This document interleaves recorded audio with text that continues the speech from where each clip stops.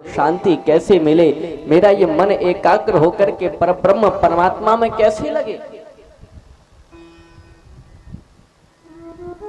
तब कपिल मुनि उत्तर देते हैं, हे मां,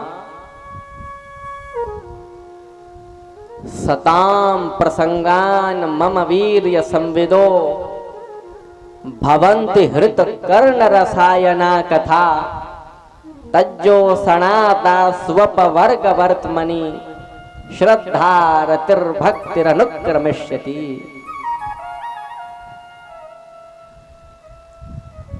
सताम प्रसंगान, हे मां, तुम संतों का संग करो, संतों की सन्निधि में जाकर के बैठो और मम वीर्य संविदो अर्थात भगवान के चरित्रों को जाकर के संतों की सन्निधि में रह करके सुनो।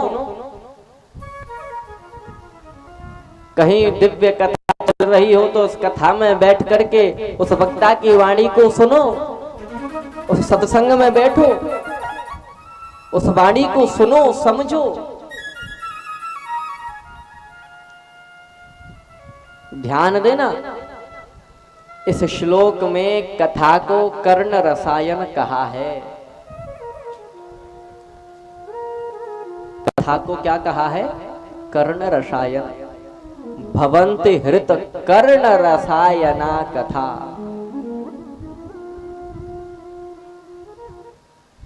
अब यहां अर्थ बहुत निकलते हैं, लेकिन एक अर्थ ये भी निकल जाएगा कि कर्ण माने तो कान और रसायन माने औषधि, दवाई, कानों की दवाई। जिस प्रकार कान में जब हम दवा डालते हैं तो कान के अंदर की जो भी मल है, जो गंदगी है, वो बाहर निकल जाती है। तो जिस प्रकार कान में दवा डालने मात्र से मल गंदगी बाहर निकल जाती है, ठीक उसी प्रकार दूसरों की चुगलियों को सुन सुनकर, दूसरों की निंदाओं को सुन सुनकर, दूसरों की बुराइयों को सुन सुनकर हमारे और आपके कानों में जो काम क्रोध रूपी गंदगी भरी पड़ी है, उस गंदगी को ये कथा रूपी औषधि कान में पड़ते ही निकाल करके बाहर फेंक देती है।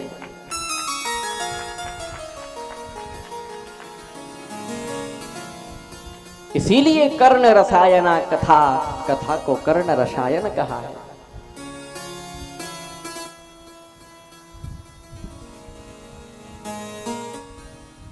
आज कपिल मुनि उपदेश देते हैं, हे मां, तुम सत्संग करो, भगवान की कथाओं को सुनो, भगवान के प्रसंगों को सुनो, उनके चरित्रों को सुनो, उन्हें समझो, क्योंकि फिर तुम्हें उस परब्रह्म परमात्मा के बारे में पता चलेगा कि वो भगवान कैसे हैं, उनकी क्या लीलाएं रहीं, उनके क्या चरित्र थे, क्या दिनचर्या थी, क्या आचरण थे, कैसा स्वभाव था, वो सब पता चलेगा। और जब आपको भगवान के बारे में जानकारी हो जाएगी, तभी उस परमात्मा में श्रद्धा और प्रेम बढ़ेगा। अब मान के चलिए कि आपको किसी व्यक्ति के बारे में कोई जानकारी ना हो, तो क्या उसमें आपकी श्रद्धा और प्रेम हो सकता है? किसी को आप जानते ना हो तो क्या आपकी श्रद्धा और प्रेम उस व्यक्ति में होगा? नहीं हो पाएगा। अब उसे जानते ही नहीं है, पहचानते ही नहीं है, तो क्या वार्तालाप करें?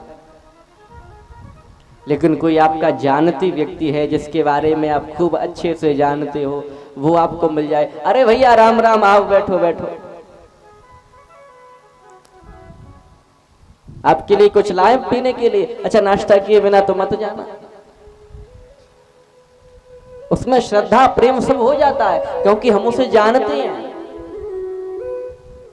ठीक उसी प्रकार हम सत्संग में क्यों आते हैं, हम भगवान की कथाओं को क्यों सुनते हैं?